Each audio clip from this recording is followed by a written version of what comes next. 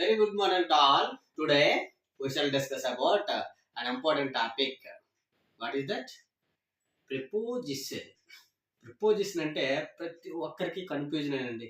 Students అయినా, టీచర్స్కి అయినా, లెర్నర్స్కి అయినా, ఎవరికైనా చిన్న కన్ఫ్యూజన్ ఉంటుందండి. ఈ కన్ఫ్యూజన్ ఎక్కడ స్టార్ట్ అవుతుందండి? ఫస్ట్ ఆఫ్ ఆల్ మనకి డెఫినేషన్ నుండే స్టార్ట్ అయిపోతుంది. What is the definition of preposition? అది main.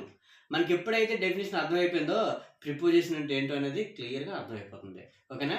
Let us discuss about definition. Okay, చూడండి.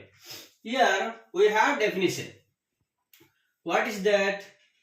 The word which shows the relation between the noun and the other words of a sentence, that is called preposition. అర్థమవుతుందా మీకు? ఏమన్నాడంటమ్మా preposition అంటే?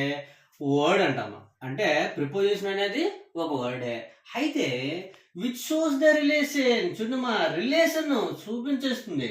అంటే shows అంటే చూపించటం, అంటే relation సూచిస్తుందటమ్మా. ఎవరెవరికి రిలేషన్ సూచిస్తుందటమ్మా? ఇదిగోండి, బిట్వీన్ ద నౌన్, చూడమ్మా, noun and the other words. Very very important. ఎక్కడ?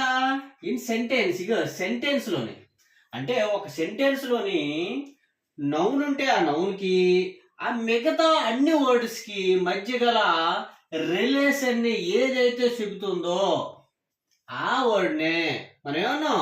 ప్రిపోజిషన్ అన్నాం. అర్థమైందమ్మా? అంటే మళ్ళీ చెప్తున్నాం చూడమ్మా. వర్డ్ ఉంటుంది, అంటే the word which shows the relation, అంటే రిలేషన్ చెప్తుంది. రిలేషన్ అంటే ఎవరెవరికి చెప్తుందంటమ్మా? నౌన్ అంటమ్మా. నౌన్కును అదేవిధంగా ఆ సెంటెన్స్ ఉన్న మిగతా వర్డ్స్ కును ఆ రిలేషన్ ని చెప్పడాన్ని మనము, ఆ రిలేషన్ ఏదైతే చెప్తుందో ఆ రిలేషన్ చెప్పడాన్ని, ఆ చెప్పే వర్డ్ ని మనం ఏమన్నాం తెలుసా? ఏమన్నా? ప్రిపోజిషన్ అన్నాం. ఇది మనకి ప్రిపోజిషన్ అంటే డెఫినేషన్. ఇంకా మీకు క్లియర్గా అర్థం అవడం కోసము మనకి 3 ఎగ్జాంపుల్స్ ఉన్నాయి ఇక్కడ. ఇవి చూద్దాం. చూస్తే మనకి క్లియర్గా అర్థమవుతుంది. ఓకే, ఇక్కడ 3 సెంటెన్సెస్ ఉన్నాయి. ఈ 3 సెంటెన్సెస్ లో ఫస్ట్ మనం ఏం చేసాము? ఈ సెంటెన్స్ లో నౌన్ చూడాలి ఫస్ట్. ఇదిగోండి నౌన్, ది పోస్ట్ ఆఫీస్. ఇక్కడ నౌన్ ఉంది. మిగతావన్నీ కూడా మనకి మిగతా వర్డ్స్. ఈ సెంటెన్స్ లో ఉన్న remaining word the other words అన్న కదా, మిగతా వర్డ్స్. ఇప్పుడు మనం ఏం చేస్తామంటే, ఇదిగోండి, ఇది మనకి ప్రిపోజిషన్ ఎట్ అనేది. ఇక్కడ మీనింగ్ చూడమ్మా. Shekhar is at the post office. అంటే శేఖర్ అనే అబ్బాయి ఎట్ ది పోస్ట్ ఆఫీస్ అంటే పోస్ట్ ఆఫీస్ దగ్గర ఉన్నాడు. ఇది అయితే ఇప్పుడు నేను ఏం చేస్తున్నాను అంటే, ఇక్కడ ఇది అరేంజ్ చేస్తాను, ఇలా మోస్తాను. నేను ఇలా మోస్తాను. అప్పుడు ఏమైందంటే ది పోస్ట్ ఆఫీస్ అనేది నౌన్ ఉంది. ఇది మూసి ఇప్పుడు చెప్పండి అమ్మా. Shekhar is the post office. చూసారా, మీనింగ్ మారిపోతుందా?